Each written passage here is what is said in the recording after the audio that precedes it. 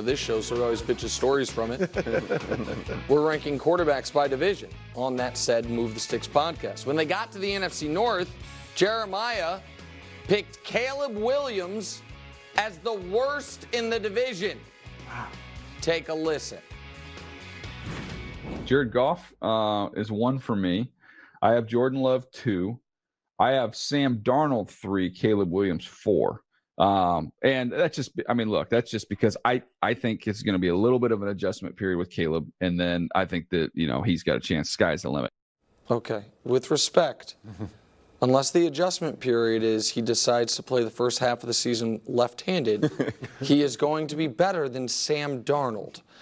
So, Brew, I ask you, more likely, Caleb Williams is the best or the worst quarterback in a division that currently has Sam Darnold as a starting quarterback?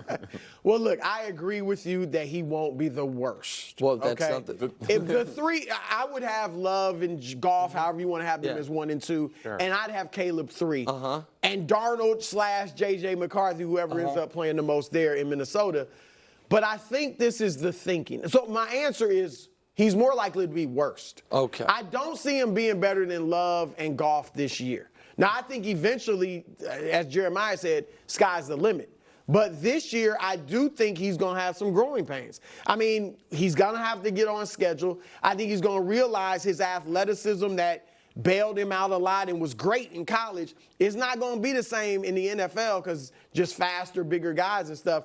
So I think there will be an adjustment period. And I'm guessing, and Bucky Brooks didn't even push back a ton on that, at least from what we saw. I'm guessing their thought is this.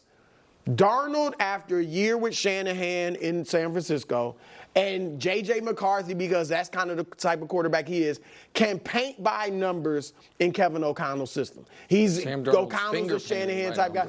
Yeah, I mean, Darnold's been bad, all right?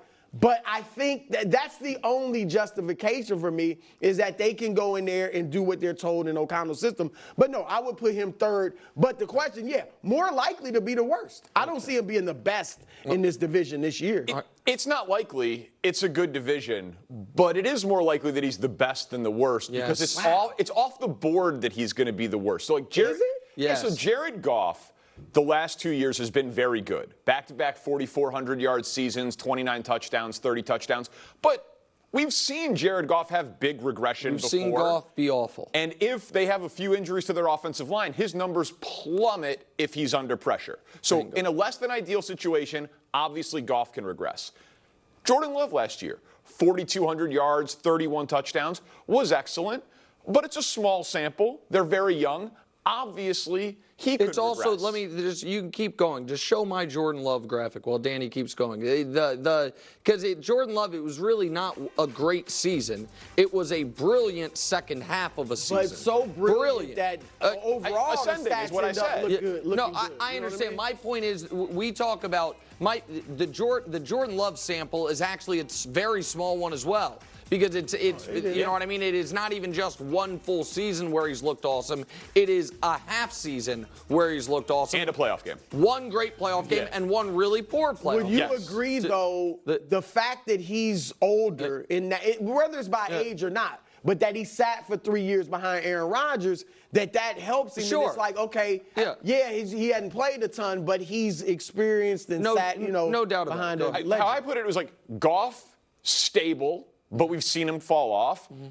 Love, impressive and ascending. It's not that common that Goff falls off, though. No, but we've seen it happen once before, and his numbers when under pressure are bad. Under pressure, and so, if that offensive line suffered injuries, I think it's in play that he regresses. Can we put up Sam Darnold's best season ever? Okay, please. I'd love to. This is the best season of his I thought career. You were gonna show something at USC. That would have been funny. But I mean, 19 touchdowns, 13 better than picks. I thought. But he's got 7 years in the league. That's the best season he's ever had. I will be floored if Caleb's worse than that. And here's that's his best year. So I agree with almost everything you said. So I think that we know what Jared Goff is. When he is protected, he's a very solid B+, A-. And when he's pressured, it's a train wreck. And so I think we know I can't say he has a high floor because the floor falls out if the protection's not there. But we know even under the most ideal circumstances, he's not spectacular. He's not Jared Goff. He can be. But you said A-. A-, yeah. I think under these he can get you to the circumstances, Super Bowl. No doubt. And Yes. and by the way, he has great circumstances. We talked about in the previous segment in Detroit with the offensive line, the weapons, all of it. I think Jordan Love is potentially going to be excellent. I think that we need to pump the brakes a bit just because it is, in my opinion, C.J. Stroud has almost doubled the sample and of good football, great football, and C.J. Stroud's played 1 year. But that brings me to the other point as to why I think he can be the best. This idea that rookie quarterbacks don't succeed immediately is somewhat anachronistic. A lot of them do these days. Not all of them, but Stroud, Herbert, as far as getting close to their ceiling or being excellent early. Dak, Russ, Luck, RG3, Baker, his first year was as good as statistically, basically in the year he's had. Cam was excellent his first year. Ben, that's 9 guys in the last 10, 11 years. I guess Ben goes further back, but take Ben out of it. And none in this good of a situation. None in this good of a situation. It is, yes, there are. Peyton Manning, his first year famously threw 31 picks. I understand. And we do.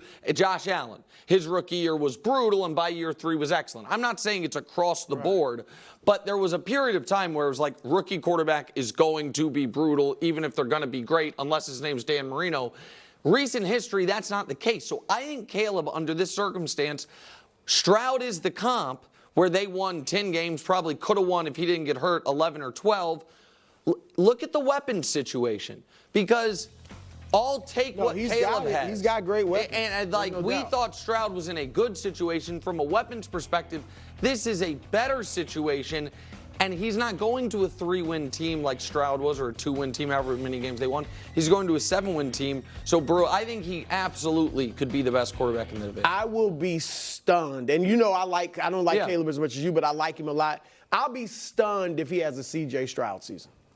Really? Stunned. Yes. So I don't think that happens that often. I know you mentioned some quarterbacks, and they did have great years, but I don't think it happens that often. I think they're going to be growing pains. See, I don't know why he can't do what Justin Herbert did. And I understand Herbert. I think that year they won 8 or 9 games. Shocked us with how good he was right away. Yeah, and the other guy I'll bring up is Dak. Now, Dak, they had Zeke, and Zeke was excellent, but Dak that year was a game manager. Was a game manager. But this is... We're gonna have Trevor's had, and I get, even if you throw out the Urban Meyer year, Trevor has yet in 3 years to have a great season. Year. That's true. I think that Caleb is going to. Everyone talks about adjusting to the NFL.